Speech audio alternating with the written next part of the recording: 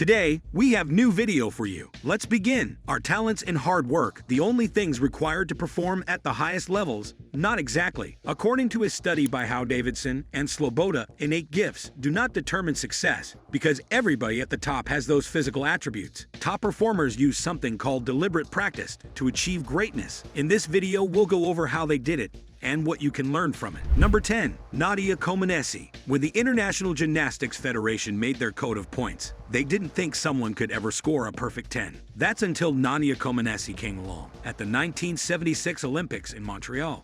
She shocked the world by being the first gymnast to ever hit a perfect score, and not once but 7 times. To understand how insane that was, the scoreboard wasn't even programmed to show a perfect 10, so they showed 1.00 instead. For the audience, it seemed like she was defying the laws of physics. For her, it was just a routine she practiced thousands of times before. Deliberate practice is purposeful and systematic. It's when you make small and achievable steps toward meaningful improvement. And did we mention she was only 14 at the time? Number 9. Carl Lewis. He's an American-born athlete who managed to be number 1 in the world at the 100-meter and long jump at the same time, and also win 4 consecutive Olympic titles. Here's what his coach had to say. Everyone used to criticize Carl Lewis, saying he didn't have a good start, but praised him for his great kick. Absolutely wrong. Carl spread his energy evenly. So what can we learn from this? Too many people think that working your ass off is the way to go, but according to a research paper by the Business Roundtable, overworking is, if anything, a waste of time. Number 8. Lionel Messi. For football fans everywhere, he doesn't need any introduction. Messi holds the record for the most goals in La Liga, the Supercopa de España, the UEFA Super Cup, and is the player with the most official recorded assists in football history. According to Craig Friedman, the Performance Innovation Team Director at Athletes Performance, Messi is faster with the ball at his feet than the defenders are without the ball. His training revolves around the elements that make him the most agile: explosiveness, stability, and technique. Knowing exactly what will make you better and targeting those specific areas will have the greatest returns. Number 7. Michael Phelps. He's the most successful and most decorated Olympian of all time and broke a total of 39 world records during his career as a competitive swimmer. He writes his goals down in the form of times for various races, and he visualizes himself swimming the whole race, both from his perspective and from the audience. This is something that we've said countless times before. Writing down your goals and constantly checking them is super important to making sure you're always in the right place, both mentally and physically. Number 6. Serena Williams. She is one of the most dominant tennis players in history, winning more Grand Slam singles titles than any other athlete, man or woman. The great thing to take away from Serena's training is her ability to adapt. In an interview with a fitness magazine, she said, "For me, it's so important to mix it up. I ran and then I biked, then I did the elliptical. That didn't work out so well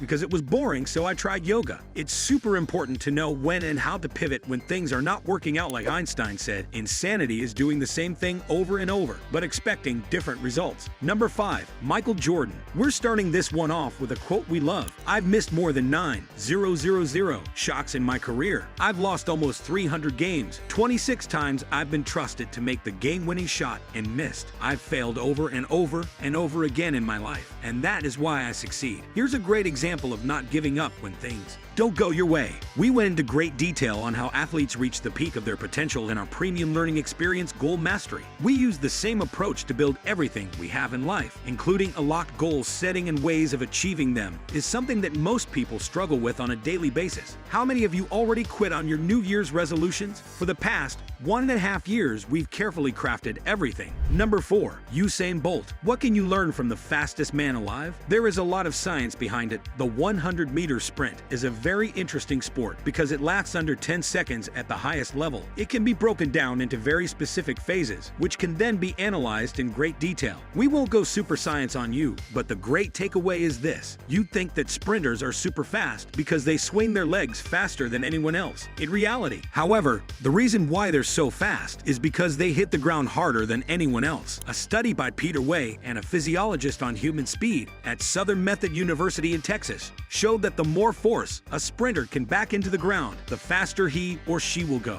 So if Usain Bolt stepped on you while he was sprinting guaranteeing you get knocked out harder than if Conor McGregor punched you. But what does this have to do with you? Sometimes, what pushes you forward isn't obvious when you first look at the problem, but modern tracking tools can help you figure out exactly where to improve. Number 3. Roger Federer. Let's take a look at another tennis player. Wodo this date has won 82 of his matches. We didn't just randomly include him in this list. There's a very important topic we want to address, and Roger Federer is a perfect example. When the stakes are high, emotions can you. In his early years, Federer was a really hot-headed guy and would often let his emotions get the best of him. There are even compilations here on YouTube of him smashing rackets. She decided to get a sports psychologist to help with his mental state, and he's come a long way since. In a 2009 story from the New York Times, it was stated that if he had not learned to control his emotions and gain a sturdier mental approach when he was younger, Federer could have easily. What we can learn from better is to always pay close attention to your mental fortitude. You're in it for the long run and you'll need it. Number 2. Muhammad Ali. Mike stated he would lose a match against Lionel.